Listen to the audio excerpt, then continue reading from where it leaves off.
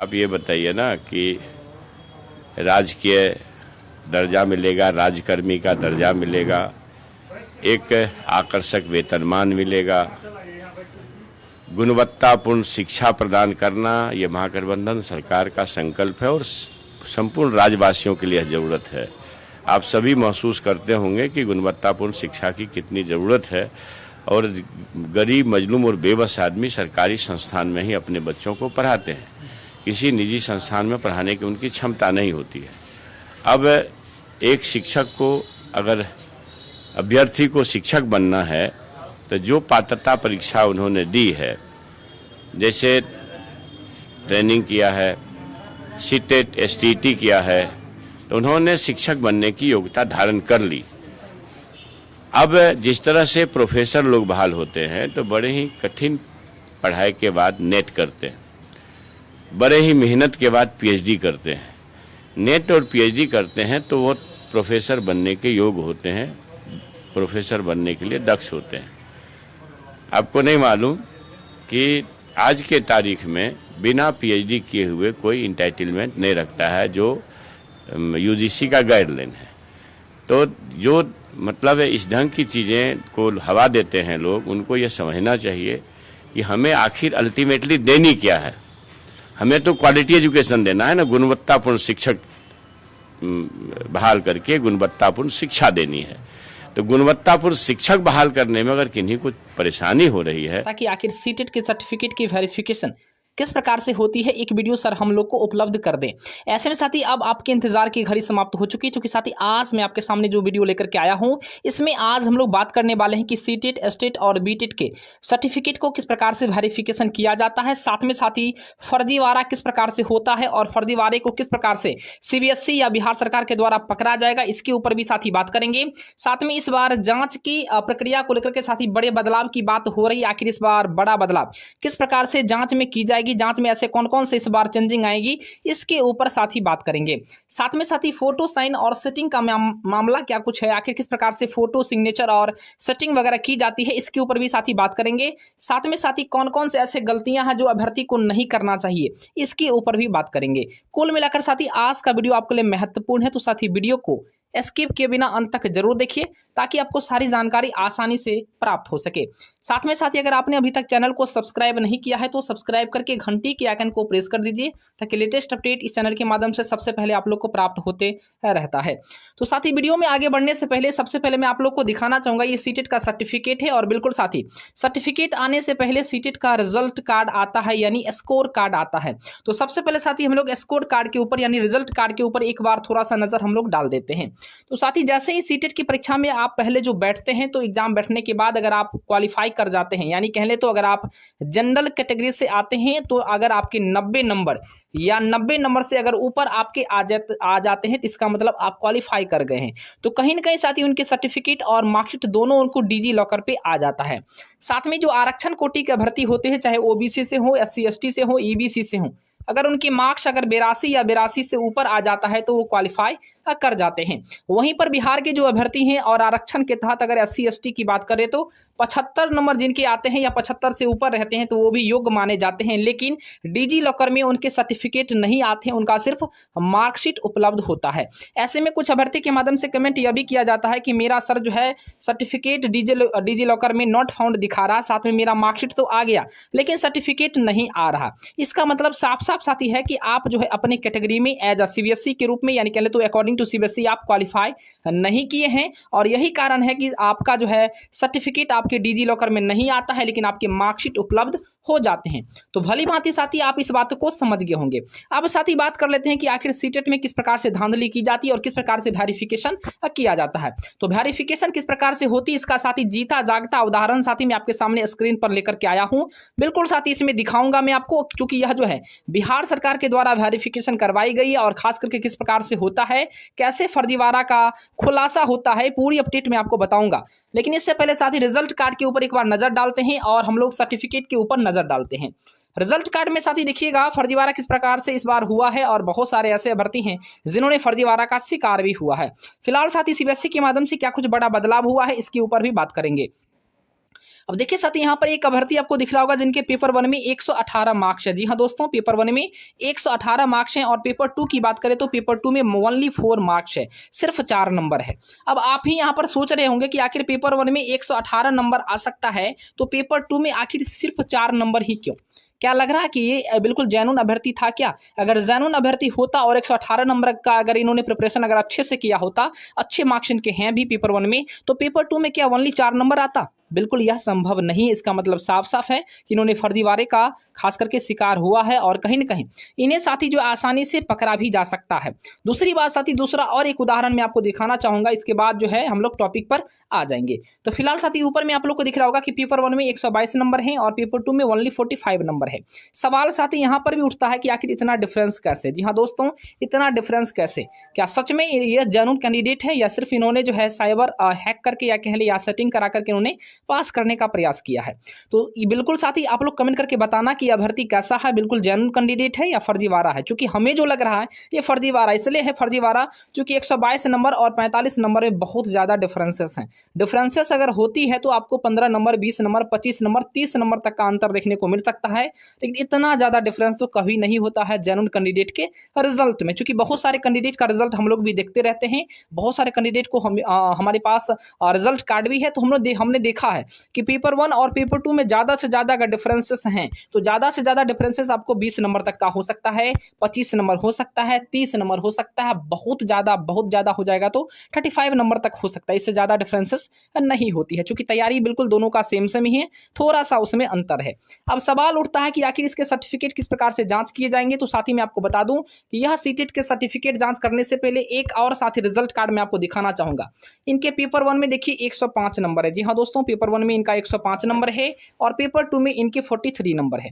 अब आप भी यहाँ पर बिल्कुल यहाँ पर साथी आप गौर फरमा सकते हैं कि आखिर क्या लग रहा है कि जेन्युइन कैंडिडेट का रिजल्ट है या यहाँ पर फर्जीवाड़ा है। तो इसके बाद साथी कहीं ना कहीं मैं आपको रिजल्ट कार्ड अब दिखा रहा हूं कि सर्टिफिकेट में आखिर किस प्रकार से जांच की जाती है, ठीक ना। तो जैसा कि साथी आप लोग को स्क्रीन पर दिख रहा होगा साथी, बिल्कुल इस प्रकार से ही आपकी सर्टिफिकेट आती है। यहाँ पर आपका नाम, यहाँ पर रोल नंबर, यहाँ पर आपका कैटेगरी, यहाँ पर आपका मदर का नाम और यहाँ पर आपके फादर के नाम लिखे रहते हैं। सबसे बड़ी बात साथी यह है कि आपको जैसे ही साथी इस सर्टिफिकेट को आप स्क्रॉल करेंगे तो नीचे में आपको यहाँ पर जो है डिजी लॉकर का लोगो दिखेगा, ठीक ना। डिजी लॉकर वेरीफाइड यहाँ पर आपको दिखा जो है आसानी से आपको मिल जाएगा। उसके बाद साथी उसके बगल में आप देखिएगा तो यहाँ पर आपको QR कोड दिखेगा। जी हाँ दोस्तों, QR कोड दिखेगा। इसका मतलब क्या हुआ? देखिए, जब आपकी खास करके सिलेक्शन हो जाती है तो सिलेक्शन के होने के बाद जो है आपका डॉक्यूमेंट वेरिफिकेशन होती है। तो वेरिफिकेशन जब आपकी होगी तो ये वेरिफिकेशन कहाँ से होगा? तो CBSE टेट अगर आपने क्वालिफाइड किया है तो CBSE से आपकी वेरिफिकेशन होगी, ठीक ना। तो CBSE क्या करेगा? आपके इस QR कोड को स्कैन करेगा, ठीक ना। इस QR कोड को जैसे ही स्कैन करेगा उसके बाद आपका सारा का सारा डाटा उसके स्क्रीन पे आ जाएगा, उसके डाटा में आ जाएगा। मतलब आपका नाम, आपका फादर्स नेम, आपकी कैटेगरी, आपके जो भी चीज़ें आपने फॉर्म भरते वक्त डाला था, सारा का सारा चीज़ें साथी वहां पर आपको दिखने लगेगा। उसके बाद CBSE के जो स्टाफ्स होते हैं वो आपको सारा का सारा डाटा बिल्कुल मैच करता है कि सही में ओरिजिनल कैंडिडेट वो है या नहीं है।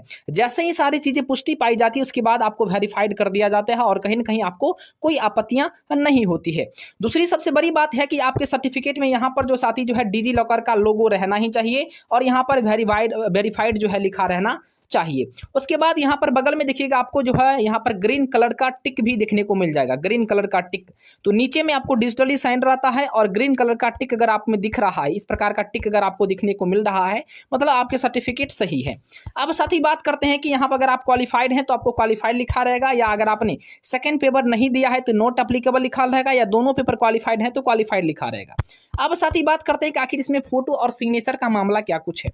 तो साथ ही पहले जो है फोटो यहाँ पर जो आता था फोटो, उसी फोटो को CBSE डाल देता था जो फोटो आपने फॉर्म भरने वक्त डाला करता था, ठीक ना। मतलब जो चीज़ें आप फॉर्म भरने वक्त डालते थे उसी फोटो को सर्टिफिकेट या मार्कशीट में आपको डाल दिया जाता था।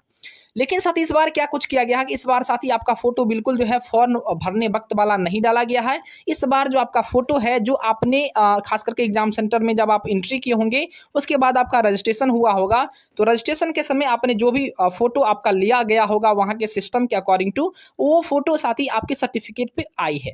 मतलब साफ साफ है, अगर कोई अभ्यर्थी जो है गलत तरीके से अगर जो है एग्जाम सेंटर में एंट्री कर गया होगा उसके बदले अगर वो बैठ भी गया होगा तो रजिस्ट्रेशन के समय में साथ ही जो है कहीं ना कहीं जो जो कैंडिडेट बैठा होगा उसका फोटो वहां पर दिख रहा होगा। मतलब कहीं न कहीं साथी जो है जेन्युइन कैंडिडेट का फोटो नहीं दिखा होगा, जो डुप्लीकेट कैंडिडेट उनके बदले आया होगा उनका फोटो दिखा होगा। तो साथ ही कहीं न कहीं उनके सर्टिफिकेट पे जब दूसरा का फोटो आएगा तो सीबीएसई आसानी से उसको जो है पकड़ लेगा, चूंकि यहाँ पर साथी जो है गलत तरीके से जो है अवैध तरीके से यहाँ पर जो है सीटेट पास करने का प्रयास किया गया है। तो कहीं न कहीं ऐसे अभ्यर्थी जो जिन्होंने दूसरे को बैठा करके परीक्षा पास कराने का प्रयास किया है, बिल्कुल आप लोग 110% मान लीजिए कि बिल्कुल आपके सर्टिफिकेट वैलिड नहीं होंगे, क्योंकि सर्टिफिकेट जब आपके वेरिफिकेशन होंगे सीबीएसई के माध्यम से सर्टिफिकेट का, तो आसानी से आप पकड़ाए जा सकते हैं, इसमें किसी प्रकार का कोई किंतु परंतु नहीं है। अब दूसरी बात साथी क्या कुछ होती है, मैं आपको प्रूफ के साथ दिखाऊंगा। तो आइए साथी प्रूफ के साथ देखते हैं कि आखिर क्या कुछ मामला है, ठीक ना। तो चूंकि इससे पहले छठे चरण की जो बहाली का प्रक्रिया साथी हुआ है, इस बहाली की प्रक्रिया में जो सीटेट का वेरिफिकेशन जो हुआ है, सर्टिफिकेट का वेरिफिकेशन हुआ, वो किस प्रकार से हुआ है। अब देखिए ऊपर में साथी आप लोग को लिखा यहाँ पर दिखा होगा कि सीटेट डिजी लॉकर में जांच में पाया गया है कि ये अवैध तरीके से सीटेट के सर्टिफिकेट को स्कैन किया गया। जी हाँ साथी, यहाँ पर स्कैन करने का जो यहाँ पर खबरें आ रही है। मतलब कुछ अभ्यर्थी क्या करते हैं कि दूसरे के सर्टिफिकेट को लेकर के अपना नाम उसमें एडिट करवा लेते हैं। नाम क्या करवा लेते हैं? एडिट करवा लेते हैं। Father's name, mother name edit करवा करके उसको बहाली की प्रक्रिया में यूज करते हैं। बिल्कुल साथी ऐसा कुछ होने वाला नहीं है। अगर आप एडिट कर लिए हैं तो बिल्कुल 110% आप मानिए आपका सर्टिफिकेट वैलिड नहीं होगा, क्योंकि यहाँ पर आपके सर्टिफिकेट को बिल्कुल जांच किया जाता है, ठीक है ना। तो बिल्कुल इस तरीके से अवैध होती है। दूसरी बात क्या है कि साथी सीटेट के सर्टिफिकेट डिजी लॉकर में जांच में पाया गया कि खास करके ये अवैध है। तो अवैध यानी कई कारण से हो सकता है अवैध, चाहे आपका फोटो सिग्नेचर में अंतर हो या आपके जो है खास करके सीटेट का सर्टिफिकेट स्कैन करने के बाद जो उसका जो आप लोगों ने देखा होगा जो QR कोड वगैरह रहता है, तो QR कोड में अगर आपका स्कैन करने के बाद अगर आपके डाटा नहीं आते हैं तो बिल्कुल इस तरीके से भी आप अवैध हो सकते हैं। दूसरी बात साथी क्या है कि फोटो में अंतर पाया जाता है। यहाँ पर देख लीजिए लिखा हुआ है कि फोटो में अंतर पाया जाता है। तो पहला रीजन क्या है कि अगर आपने साथी दूसरे को अगर बैठाया है, फोटो अगर आपका नहीं है तो आप वहाँ पर आसानी से पकड़ाए जा सकते हैं। दूसरा यह है कि अगर आपके फोटो सिग्नेचर में अंतर है तो भी आप पकड़ाए जा सकते हैं। तीसरा सबसे महत्वपूर्ण बात है कि अगर आपके फादर्स नेम, मदर्स नेम या आपके नाम में अगर परिवर्तन है तो आप आसानी से पकड़ाए जा सकते हैं। उसके बाद साथी सबसे बड़ी बात तो यह भी है कि सीटेट के सर्टिफिकेट इसमें इस बार जो है साथी बड़ा बदलाव किया गया है। तो फोटो अगर आपने एग्जाम दिया है और आपका ही फोटो है, नाम वगैरह अगर आपका सही है, QR कोड में सारा डिटेल्स अगर आपका सही है तो बिल्कुल आप वेरीफाइड हो जाइएगा। उसके बाद साथी एडिट, जिन अभ्यर्थियों ने अगर एडिट करवाया होगा तो बिल्कुल साथी उनका भी यहाँ पर वेरिफिकेशन होगा और वो आसानी से पकड़ाए जा सकते हैं। उसके बाद सबसे बड़ी बात यह होती है कि जिन्होंने हैकिंग किया, जी हाँ दोस्तों, हैकिंग किया है, सिस्टम को हैक करके परीक्षा को पास करने का प्रयास किया, उनका क्या होगा। तो साथ ही IP एड्रेस का नाम आप लोगों ने सुना होगा, ठीक ना। जिस सेंटर पर एग्जाम होती है, जिस सिस्टम पर आपकी एग्जाम होती है, उस सिस्टम का एड्रेस अलग होता है और जहां से परीक्षा का प्रश्न पत्र को सॉल्व किया जाता है उसका एड्रेस अलग होता है। तो CBSE के संज्ञान में सारी बातें हैं और कहीं ना कहीं साथ ही इस बार जो वेरिफिकेशन होगी वो IP एड्रेस को भी ट्रैक करने का प्रयास CBSE करेगी और कहीं ना कहीं हैकिंग वाले भी जो अभ्यर्थी होंगे बिल्कुल आसानी से पकड़ाए जा सकते हैं। तो मामला साथी आप लोग को समझ में आ गया होगा कि सीटेट इस बार कहीं न कहीं किसी भी अभ्यर्थी को छोड़ने वाला नहीं है। जो जेन्युइन है बिल्कुल उनको डरने की बात नहीं, उनको घबराने की बात नहीं, उनको कोई समस्या नहीं होने वाला है। लेकिन जो अभ्यर्थी खास करके फर्जी है, जिन्होंने एडिट करवा लिया है, फोटो मैचिंग करवा करके अपने एग्जाम को डाल दिया है, अपने बदले दूसरे को बैठा दिया है, या सिस्टम को हैक करके परीक्षा को पास करने का प्रयास किया है, या एडिट करवा करके अपना जो सर्टिफिकेट, किसी का सर्टिफिकेट को एडिट करवा करके स्वयं का सर्टिफिकेट बना लिया है, तो साथ ही इन इतने जो भी खास करके गलतियां किए होंगे, अवैध तरीके से प्रयास किए होंगे, बहाली की प्रक्रिया में भाग लेने का प्रयास करेंगे या इस प्रकार की चीज अगर की है तो बिल्कुल साथी वो आसानी से पकड़ाए जा सकते हैं, क्योंकि QR कोड से आपका जांच होगा। QR कोड में स्कैन किया जाएगा और स्कैन के बाद आसानी से आपका पूरा डिटेल खुल जाएगा।